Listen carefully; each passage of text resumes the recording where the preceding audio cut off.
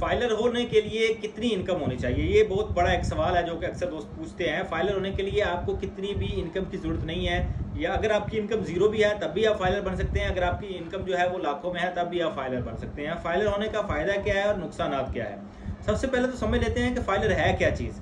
Filer होने के लिए आप जो है अपने एसेट्स जो हैं और अपनी इनकम जो है आप FBR, federal board of revenue जो है उसको अपना डाटा प्रोवाइड करते हैं कि मेरी इतनी इनकम है, इतने मेरे असासे हैं। जब आप उनको बता देते हैं कि मेरी इतनी इनकम है, इतने असासे हैं, तो ये आप एक एक्टिव फाइलर शो हो जाते हैं। जब हर साल आपसे वो पूछा जाएगा कि कितनी आपने इनकम कमाई है और कितना जो है आपका असासे बढ़ाए हैं, और अगर आपने कुछ बढ़ाया है तो ठीक है, अगर नहीं कुछ बढ़ा तो आपको कोई टैक्स नहीं लगने वाला, आपको कोई किसी किस्म की टेंशन नहीं होने वाली। हाँ, अगर आपकी इनकम 6 लाख से ज़ायद है तो फिर आपके ऊपर जो है वो इनकम टैक्स लगेगा।